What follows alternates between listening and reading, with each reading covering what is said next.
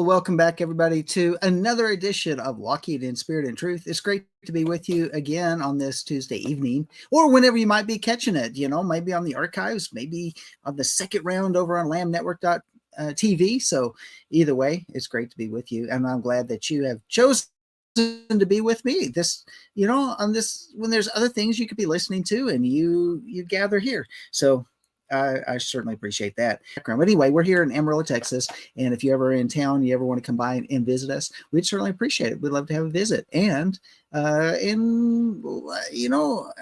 last couple of Shabbat, Sandy's made some really good meals, and you missed out because you didn't come by Amarillo to be part of our Shabbat.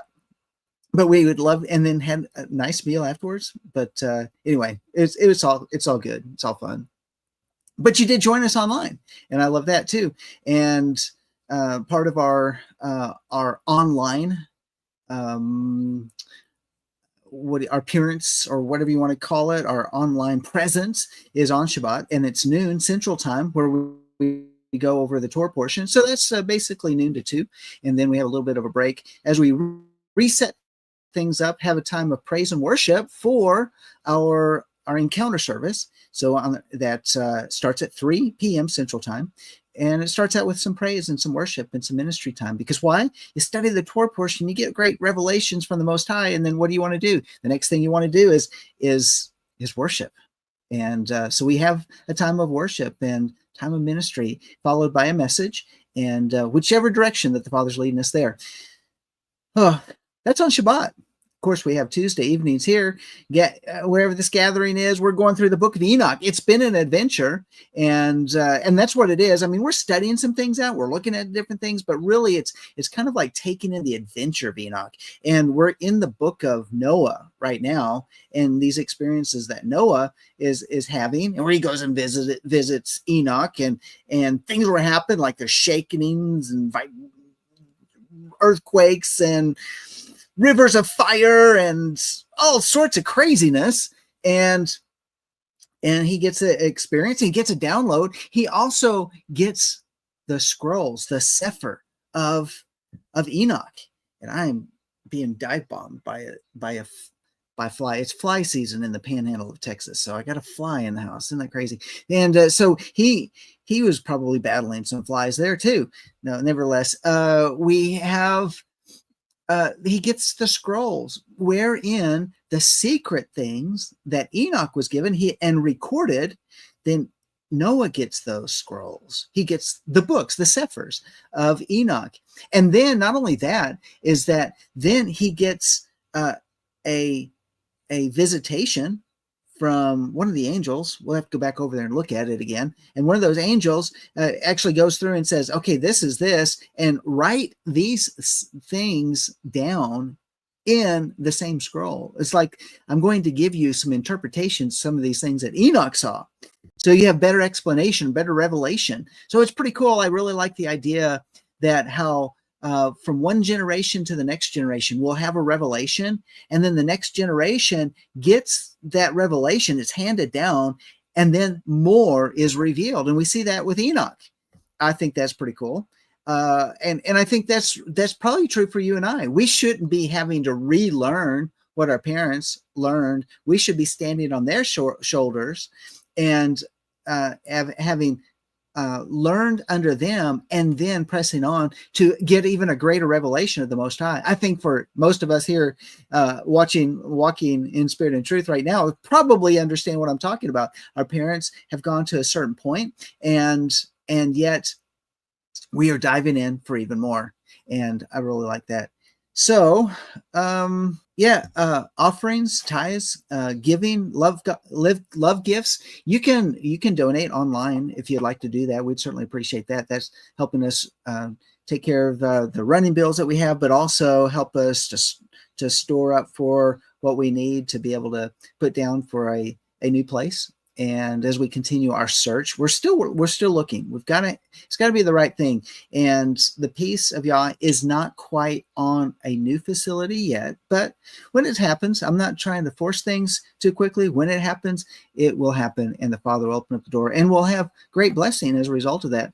And So if you'd like to give online, you can go to our website. Let me go ahead and put that up for you. And that is lifeofworshipamarillo.org. And if you go there, I know for a couple different browsers, it's that website isn't working. We're still, we got to get it fixed, and we just don't have a lot of help, and we don't have a lot of people. Some of this stuff sometimes costs money, and website development is a pretty big task. But you can go if you've got a smart, you've got a device. And you want to use your smartphone, if you want to use your tablet, you can just go there. It's working just fine. And you hit that drop down menu, the 3 lines, and you'll see down go down towards the bottom. You'll see donate, and click on that. When you go in there, there's a button that says donate. It'll take you over to our PayPal account, and you can give online and use a debit card, use a credit card, whatever, is working, whatever you use, however you like to do that. Or you can get our address, our mailing address online and mail a gift that way. That will work just fine as well. So, okay, enough of that. Let's go back over to the book of Enoch, where we left off last week. And do you remember what we left off with? Remember how we had a whole list of these fallen angels? Guess what? I went through and got most of the definitions of these fallen angel names. I thought that was it's really kind of interesting, because the names are revealing kind of on 2 folds. It tells us a little bit about who they are.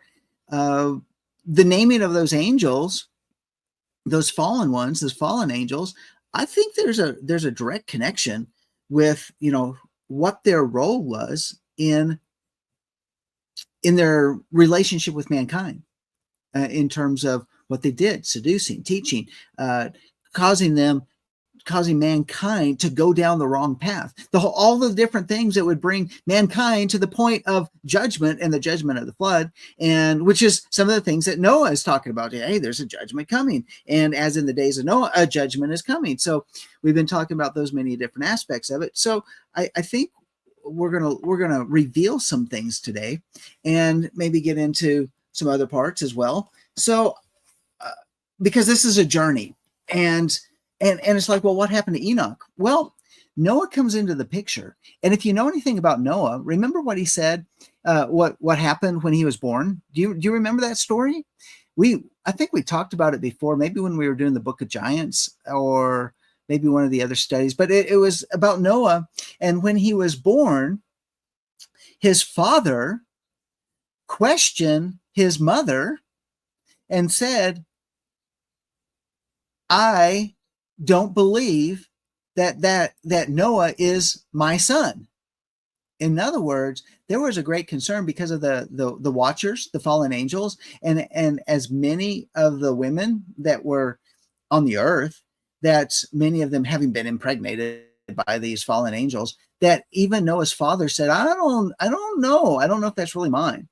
And there was a big question, and of course Noah's mother's like, he's absolutely yours. Of course she would know, right? But there was a little bit of debate between mom and dad as to who the child really belonged to and who it is from. And so what did they do? They went to Enoch. And Enoch said, no, he's yours. In fact, he's got a calling on his life, and it's really big. And so you better make sure that he grows into, and he fulfills the purposes for which Yah has called him. So that's kind of my little paraphrase of it. But nevertheless, there was a discussion between mom and dad. How would you like to have mom and dad discussing, that's not my kid? And if you're old enough to understand, and it's like, I'm feeling really insecure in this relationship. So yeah, it was a little early for DNA paternity tests, wasn't it? Or was it? Because was there fallen angel technology that they could have used? Now that's a thought. No, I'm just kidding, because I don't think anybody in the lineage from Adam would, there's a lot of people on the earth at this point in time. But I think of the righteous of the lineage of Adam, I don't think they wanted to have anything to do with the technology of the fallen ones. I think they understood where it came from, and it was a trap. I mean, think about that. It's like a double standard. Artificial intelligence can be used, and I think we should use it for good purpose. Remember last week we talked about that? Remember how we talked about television and how many people, and even radio. The radio was the same way when it first came out. And many believers out there said, "Oh, that is the devil's device." You remember, Pete, that have you heard those stories? And so many pastors, evangelists, Christian leaders didn't want to have anything to do with that type of technology because that's of the devil and that type of mentality. And then eventually they said, you know what, we're kind of behind the times, and we could really use this technology no matter where it came from, and we could use it to promote and to propagate the kingdom. And so that's eventually what happened. But I think believers, if I remember right, I could be wrong, but I thought I remember a discussion years and years ago, how television stations wanted pastors to go and have programming, and they were giving away airtime for free, but because of the attitude, they rejected it. I remember some stories about that. That was a long time ago, but I mean, it's just some thoughts.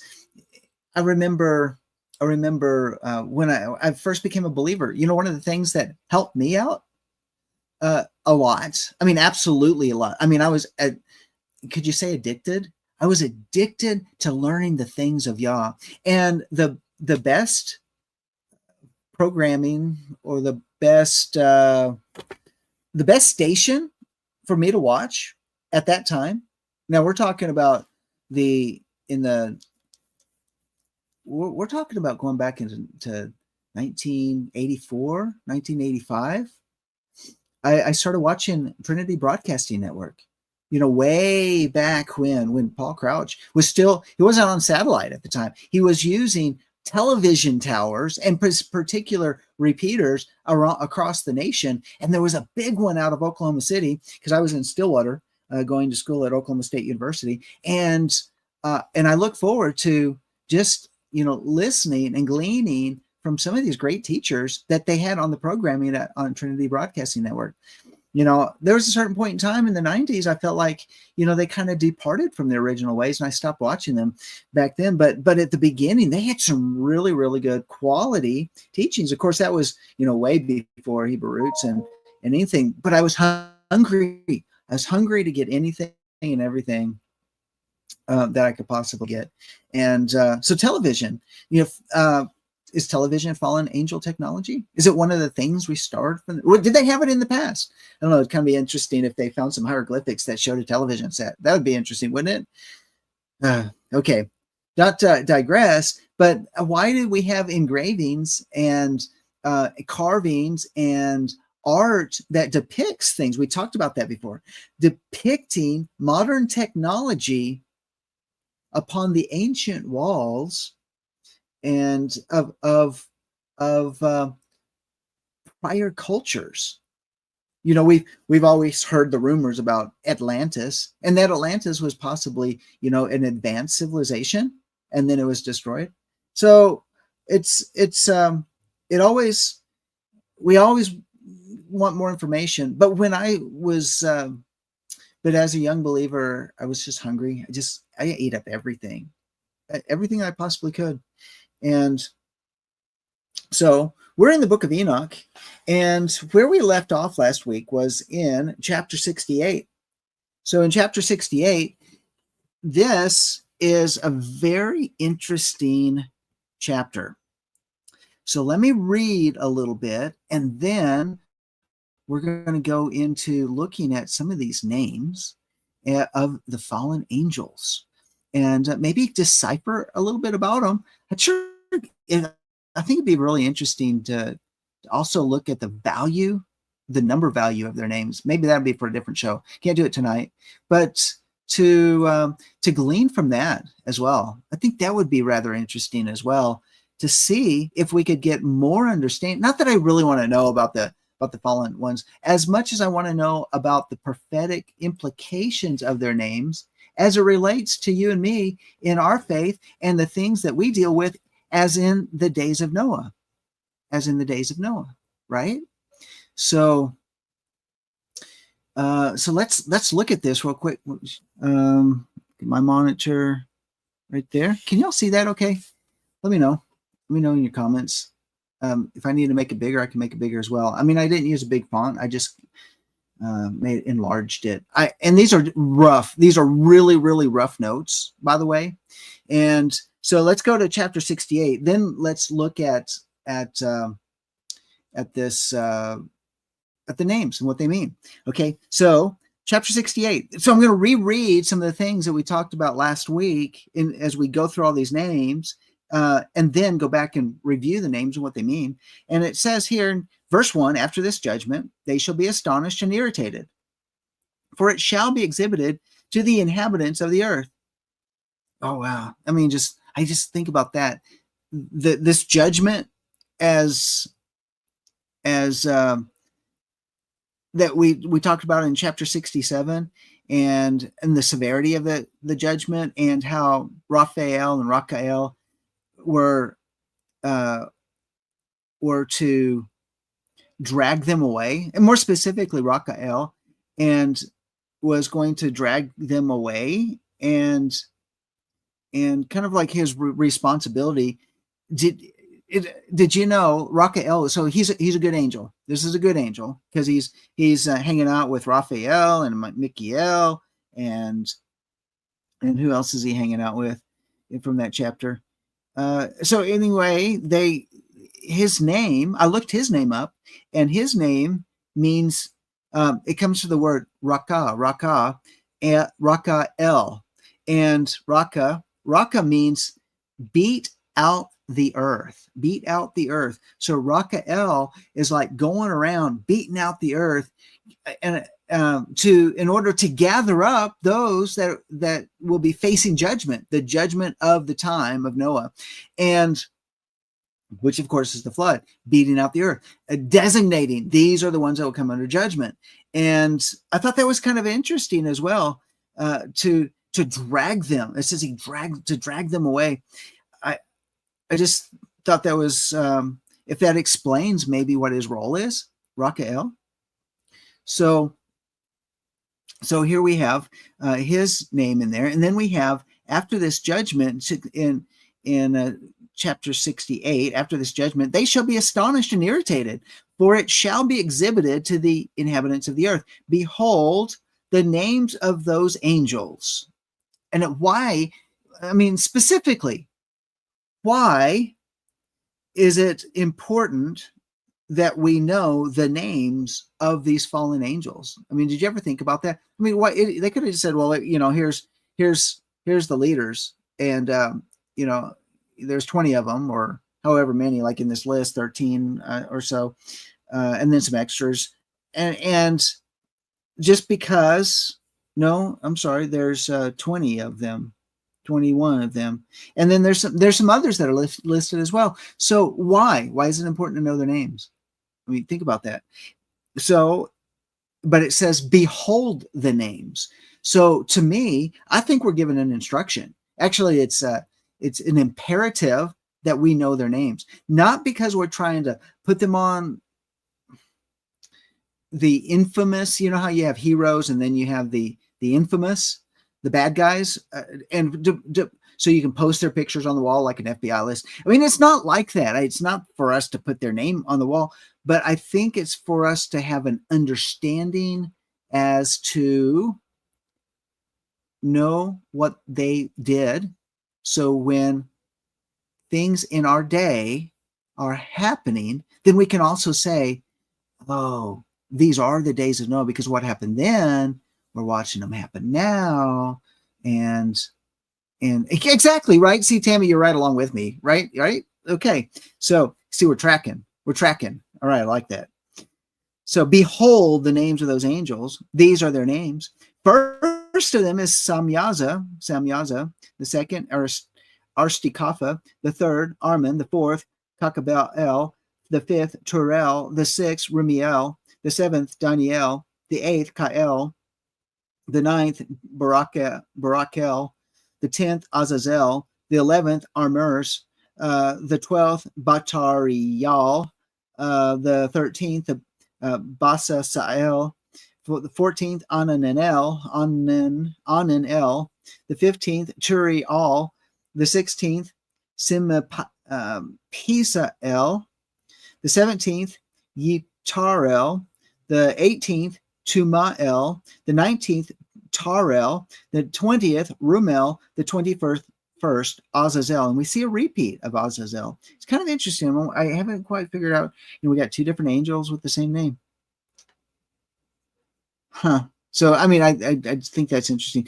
These are the chiefs of their angels and the names of the leaders of their hundreds and the leaders of their 50s and the leaders of their tens. And so these are the names of the chiefs and the names of the leaders of their hundreds and leaders of the 50s and the leaders of their tens. The name of the first is Yakun, the rebel. It was he who seduced all the sons of the holy angels and caused them to descend on earth, led astray the offspring of men. That's really amazing to me. I'm thinking about this. The name of the first is Yakun, the rebel. It was he who seduced all the sons of the holy angels, causing them to descend on the earth, led astray the offspring of men. Okay, so I'm just trying to read just the surface meaning of that, and taking as if this translation is accurate, then why is it saying the sons of the angels? In other words, he led. So there's angels, and the angels have sons, and those sons are the ones that came upon the earth. And he did it by seducing them and causing them to descend on the earth and led astray the offspring of men. I mean, it's kind of an interesting point, right? So the name of the second is Kesabel, who pointed out evil counsel to the sons of the holy angels and induced them to corrupt their bodies by generating mankind. The name of the third, in other words, like for them to get together with women, right?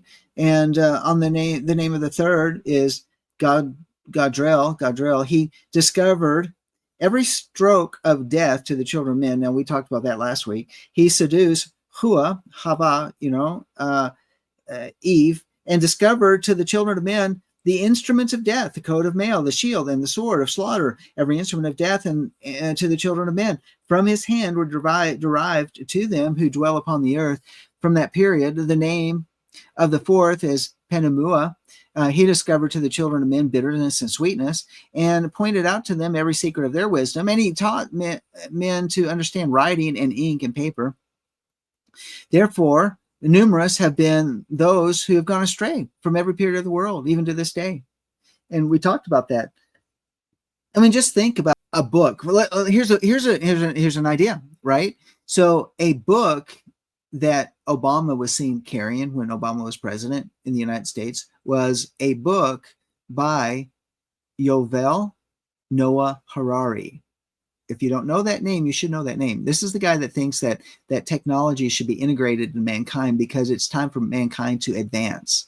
All right. Can we say, biotechnology, mark of the beast, right? That type of thing. In other words, if you link into the artificial intelligence, now we can control you. And it's a myth that we should have our own freedoms and we should have control of our own bodies and all of that sort of thing. He said those things. He is for the globalists. He is their visionary. He's their evangelist. And Barack Obama was reading his book. He's got multiple books out, but and I think for men, we're not born for this. Thus, with men, with pen and with ink to confirm their faith. See, because he's declaring, he has said, and he's a Jewish man, and yet he's an atheist. But because ultimately, I can't remember his quotes about God, but ultimately is that he becomes of the God class in order to control mankind. I mean, Harari, that's him, Yuval Noah Harari. And So, but with pen and ink to confirm their faith. That's what he believes in. That is exactly what he believes in. He believes in the fallen angel technology in order to control mankind. And it goes on, verse 14, since they were not created except that like the angels, they might remain righteous or nor which distracted them. But by this, their knowledge, they perish. And by this also power consumes. The name of the fifth is Cassiata. He discovered that to the children of men, every wicked stroke of the ruach, or of the spirit, and of the spirits and of devils. So he discovered to the children of men every wicked stroke of the ruach, the spirits, the evil spirits, and of devils. And we talked about that last week too. We're talking about evil spirits. You know how they conjure up demons, right? Like at seances, in the dark arts, in the dark world, and in the mystery religions, they use that. We talked about bloodletting and all of that. It is to attract or be empowered by the demons, by the devils, by these evil spirits. And I think that's what Cassiata did. The stroke to the embryo in the womb, to diminish the stroke to the ruach by the bite of the spirit, by the bite of the serpent, and the midday stroke of the offspring of the serpent, the name of which is Tabaet. Yeah, so here's this other guy who knows all about the snake bite. Yeah, the snake bite. We've called the snake bite, something that they forcefully put into the arms. That type of snake bite. This is the number of the Kasbael,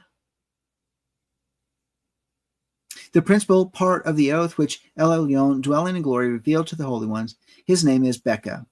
He spoke to the holy Michael to discover to them the sacred name, that they might understand that secret name and thus remember the oath. Okay, I'm going to stop right there. That's in verse 20. That's where we stopped last time, right?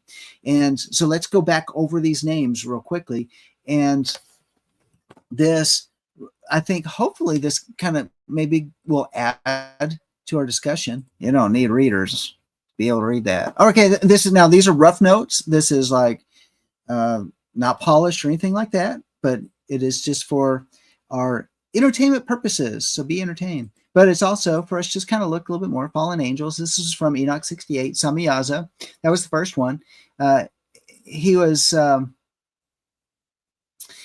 so his name means infamous rebellion, or one who sees the name. It combines Shem, meaning name or fame, and Azaz, meaning rebellion or arrogance. So it kind of tells you he's the leader of the group, and Samiyaza.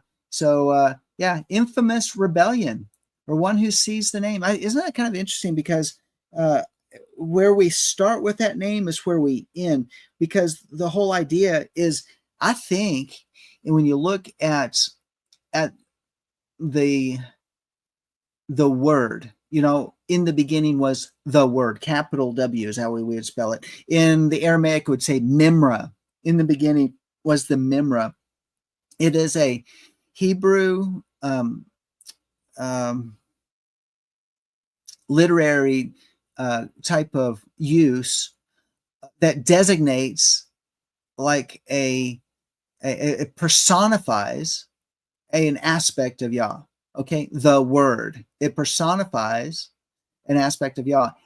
In the Aramaic, it was Mimra, and this is the concept when John wrote, in the Gospel of John, and so he's using that same concept of the Mimra.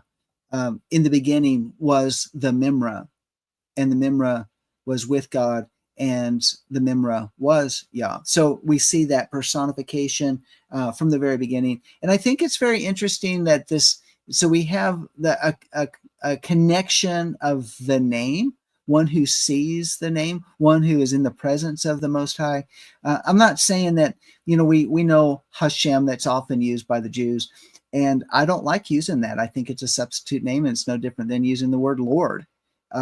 Which I fall into the trap of using Lord because it's kind of so common.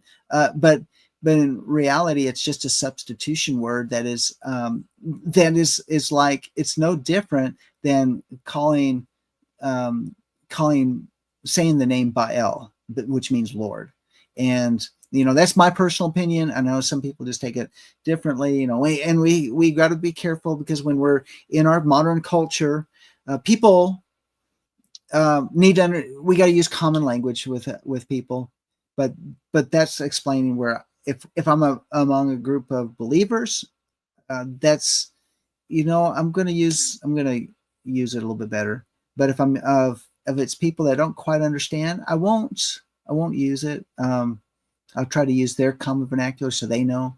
All right, so going on. So that's Semyaza. The next name that was listed is this the Arstikatha.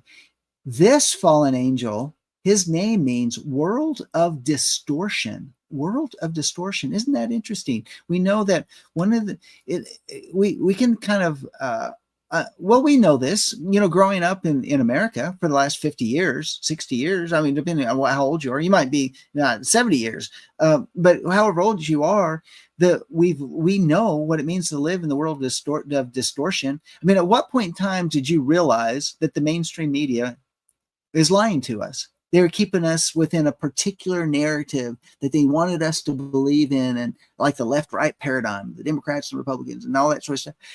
And that is a distorted world. It's not a reality world. It's a distorted world.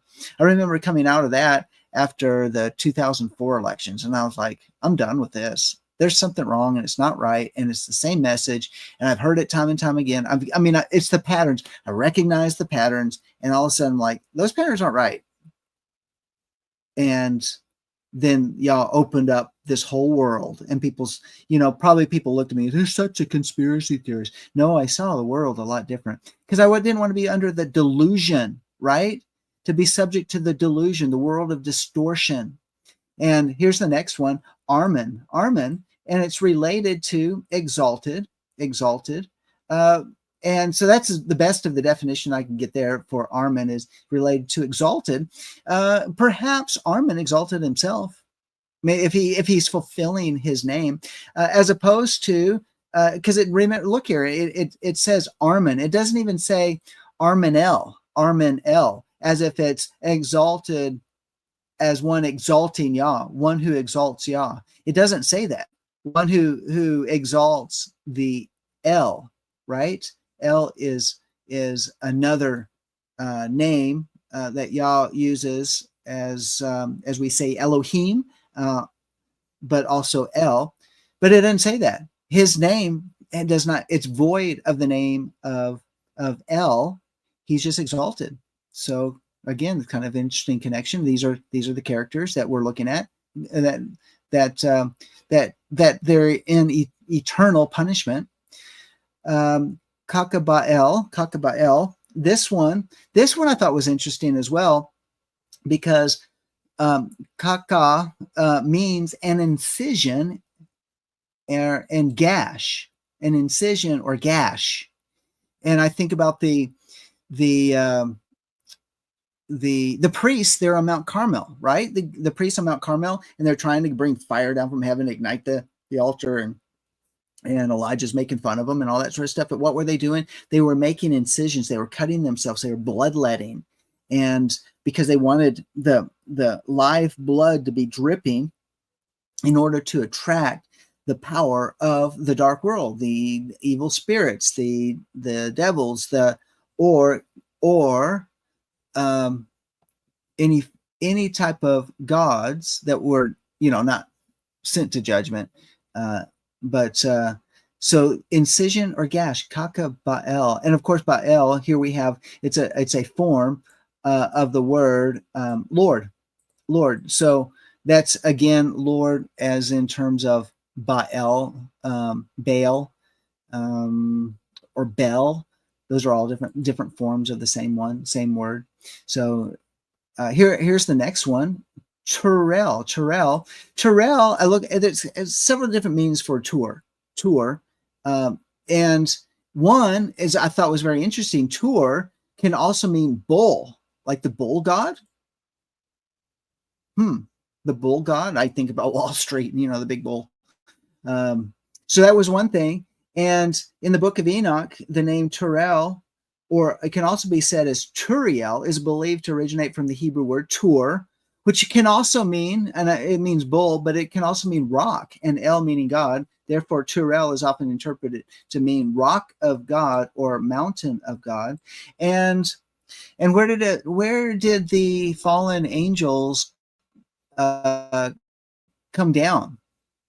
Where did they come down? They came down on Mount Hermon, and they're in the north part of Israel, and at Banya, they believe that was like a portal. And I'm just thinking, and it's a big rock. It's a big rock.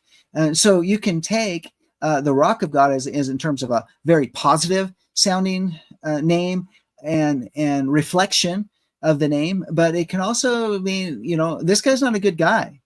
So he would be like a rock of rebellion, or this big rock at Banyas, which is where Yeshua, gave the message about upon this rock, that the gates of hell shall not prevail.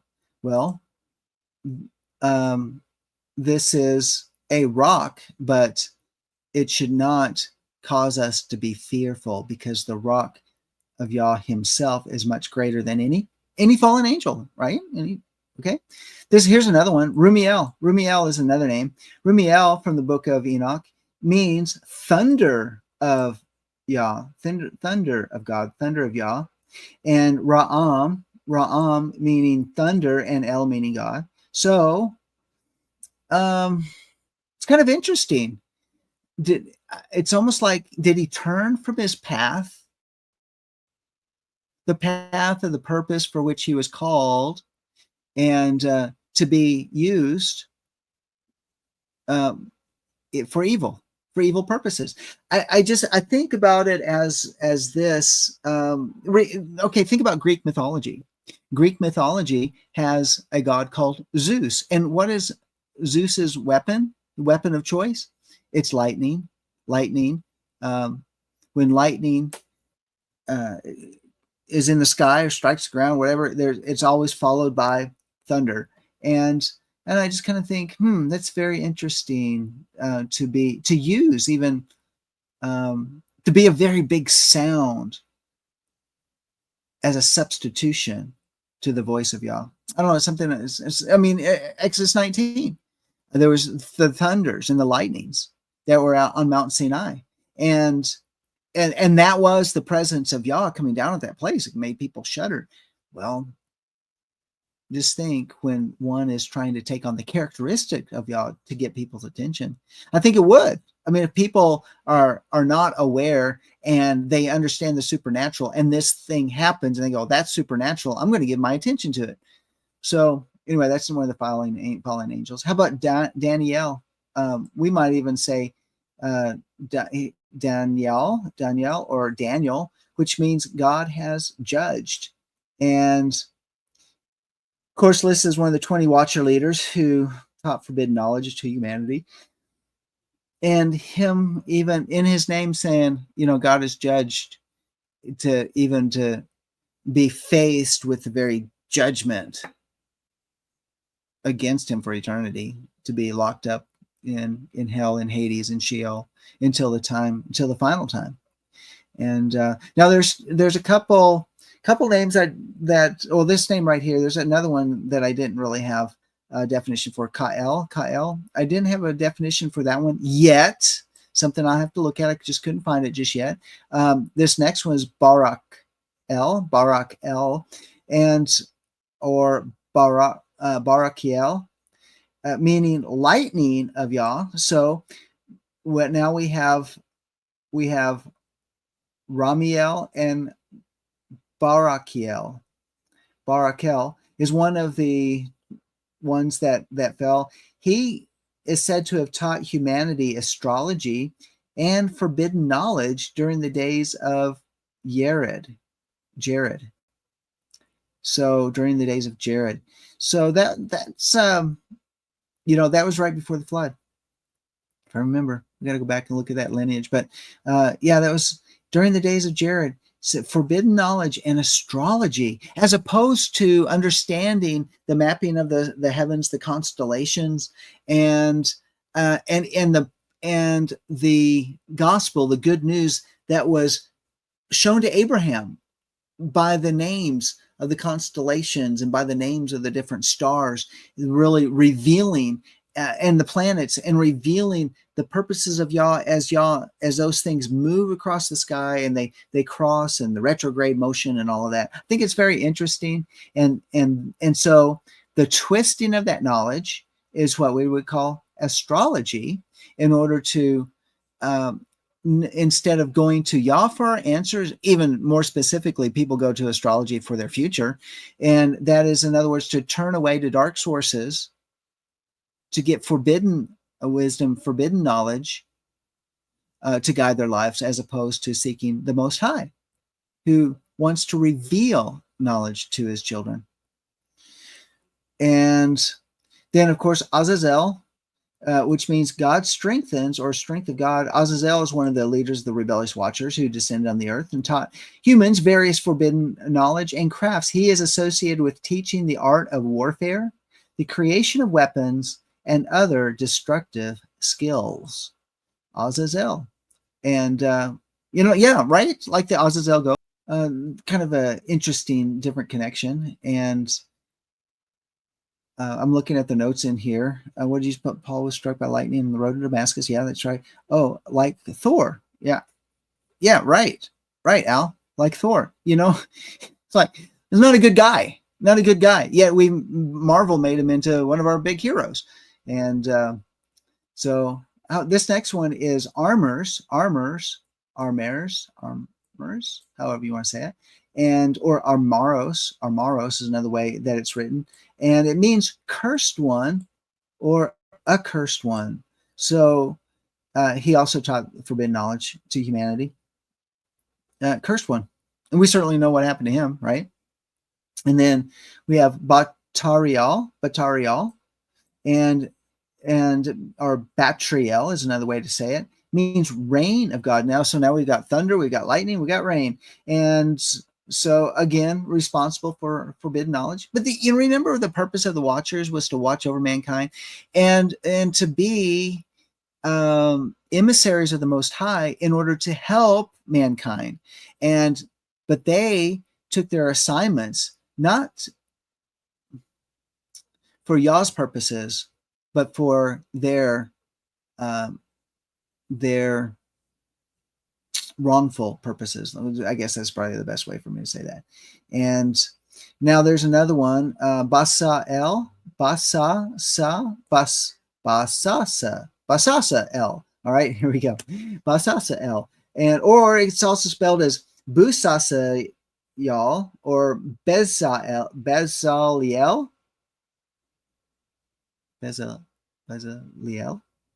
Yeah. Heard that name before? I think that's over in the New Testament. Also might be said like in the Greek, Beelzebub. It means damaged. It means damaged. And it says he's often omitted from the list of the 20 leaders due to variations in ancient texts, but it means damaged. What is it that the enemy wants to do to us, right? He wants to damage us. He wants to make us damaged goods. He doesn't want us to have a relationship. He doesn't want us to have a relationship with one another. And if he can damage us, then he can break up relationships. And he'll use people to, I'm not saying he's active, but that is the work of Hasatan, and to damage people, to hurt people, to wound people in their soul. And one of the greatest needs of mankind is to be connected with people. And yet, because sometimes when our soul does not get healed up, then we become our own saboteurs of relationships. And I just think about damaged. So Ananiel, or Ananiel means reign of Yah. See, I thought that was interesting. That's the second one. So Batariel means rain of God, and then this one means rain of God. So I was wondering why that there was a similar relationship, and between those two names, and it's worthy more study. Need to look at it to find out why. Turiel is again, that's a repeat. It's a little bit different in the spelling. This is Turiel, whereas the one that was up here was Turel. And that's why, when I looked up this and I found it, it says Turel or Turiel. But there's a difference because in the list, there's two different names. One's Turel and the other is Turiel. And when you add the yod in there, I think that's what changes the difference. And it puts that yod in there. Turel, also remember what I said was bull god as opposed to Turiel now, also meaning rock of God, mountain of God. So very close names. That Simapisa El didn't have a definition on that one, needs further research. Yetarel also did not have a definition. This one here, Tumael, means, or also Tamiel, perfection of Yah. It combines the word tamim, which means perfect or complete, also means mature, because we want to be tamim, right? We want to be growing. We want to be working out our salvation with fear and trembling. We're always being perfected in Yah. And of course, El meaning God or meaning Yah. So Tumiel means perfection of Yah and how far, he was separated from Yah. The word Tarel, I think, needs a little bit more. I didn't have a direct definition of this one, but it has the same root as Tarel. But when you change the vowel point or you add this, there might be an ayin or an aleph in the name Tarel, then it would also change the meaning of it. So no, there was not a direct definition. I looked at it up a couple different ways, trying to find the root. I need more research on that one. Rumel is, or Rumael, means heat of Yah, heat of God. And it kind of makes me wonder as well, it's like, if they fulfill their purposes, were they doing something maybe that helped mankind as relating to heat of God? Maybe to show mankind how to use heat, how to build fires, how to cook. I don't know. And the heat of Yah, how to stay warm, how to, be clothed for warmth, that type of thing. And yet on the negative side of it is that he certainly receives the full heat of Yah, doesn't he? Right? Because of the punishment that they get. So then we get and then Azazel finishes off the list. So it seems like there's a duplicate. Is there two Azazels, or is there something specifically that when it's repeated twice, is it Azazel that it was in the past? And so we'll see an Azazel in the future, because whenever you see things in scripture and it repeats itself, it's something to pay attention to, right? So, and because of there's prophetic messianic connection. I'm not saying Azazel is connected to the Messiah. I'm just saying in terms of opposition to Messiah, as it was before in the days of Noah, so it'll be in the days of Noah at the end. And worth looking at. We are running out of time. My goodness, we're just going to have to pick up on this again this next week, because I'm out of time. I can't believe this. All right. So I hope you got something out of that. Kind of an interesting little insight, maybe some insight into the angels. Well, thank you for being part.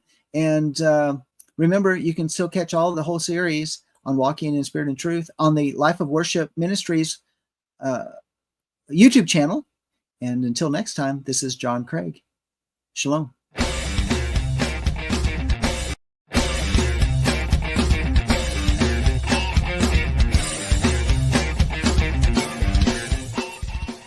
If you missed today's show or want to watch it again, or want to tell someone where they can watch this episode, go to lambnetwork.tv, where you will find this show and all the other live Lamb show archives in the on-demand section of the website. Thank you for watching, and don't forget to tell someone about the Messianic Lamb Network.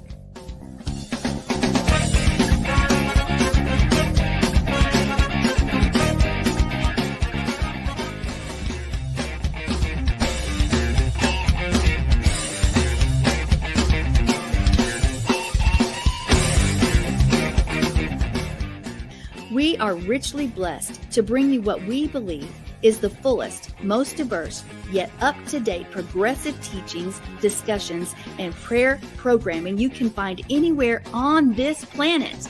Be sure to take the tour of the lambnetwork.tv website. I'm Sandi Craig, thanking you for joining us on the Messianic Lamb Video Network.